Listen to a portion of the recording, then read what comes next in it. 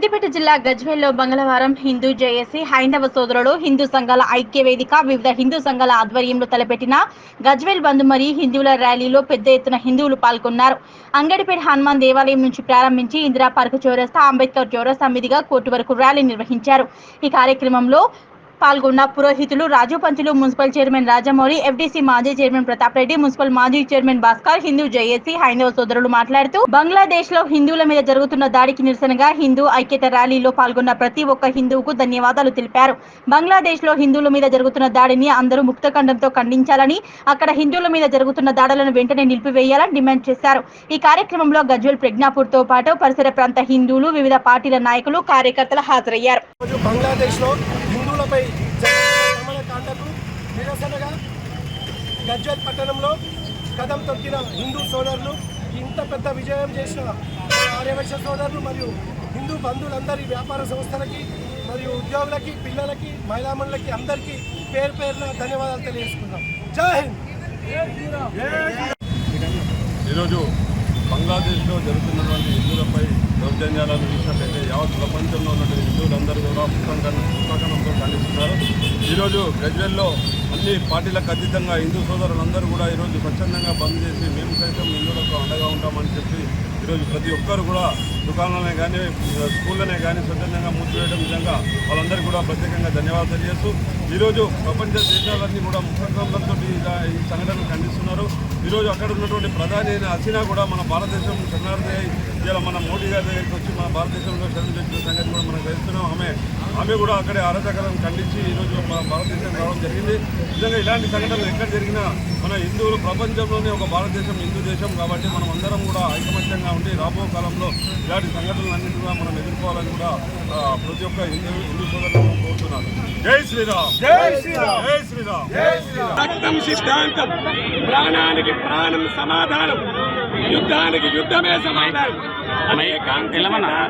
హనుమంతుడు సూచించిన విధంగా ఇవాళ మన పొరుగు దేశమైనటువంటి బంగ్లాదేశ్లో జరుగుతున్నటువంటి దమనకాండ, హింసకాండ, అమాయకులను పసిపిల్లలను చూడకుండా, మహిళలను చూడకుండా, వృద్ధులను చూడకుండా అనేక మంది హిందూ జాతిపై హిందూ వ్యతిరేక శక్తులు మాత్రమే, ఒక మతమని కాదు, ఒక కులమని కాదు, ఒక జాతి అని కాదు, ఒక పసిపాపలను హింసించేటువంటి దౌర్భాగ్యులు ఎవరైతే ఉన్నారో వాళ్ళందరినీ కఠినంగా శిక్షించాలి.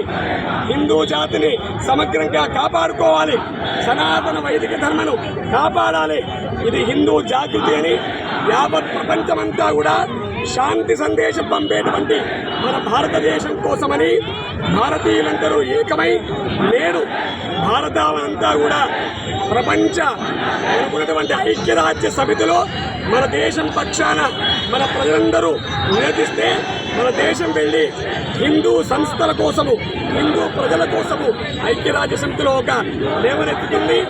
ఎవరైతే హిందువుల మీద దౌర్జన్యకాండ, దమనకాండను ప్రోత్సహిస్తుందో ఆ దేశం యొక్క సభ్యత్వాన్ని రద్దు చేయాలనే ఉద్దేశంగా వాళ్ళ బంగ్లాదేశ్లో జరుగుతున్నటువంటి హింసాకాండ గురించి మన గజ్వేల్ పట్టణంలో ఉదయం అంగడిపేట ఆంజనేయ స్వామి దేవాలయం నుండి మన మున్సిపల్ కోర్టు, మహాత్మా గాంధీ విగ్రహం దగ్గర నుండి ఇక్కడ మన కూడలి అంబేద్కర్ కూడలి దగ్గరికి వచ్చి ఇక్కడ అందరం కూడా కేవలం శాంతియుతంగా, వేరే మతాల మీద మనకు భిన్నాభిప్రాయాలు లేవు, వేరే మతం మీద కించపరిచే విధానం లేదు, కేవలం సమరసంగా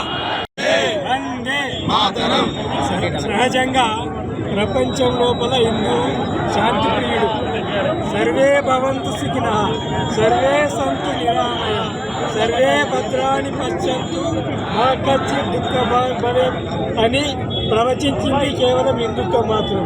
కానీ దీన్ని అలుసుగా తీసుకొని ఇతర మతస్థులు హిందువులను ఒక బలహీనునిగా భావించి హిందువులపై అనేక రకాలుగా దౌర్జన్యాలకు, హింసాకాండకు పాల్పడుతున్నారు.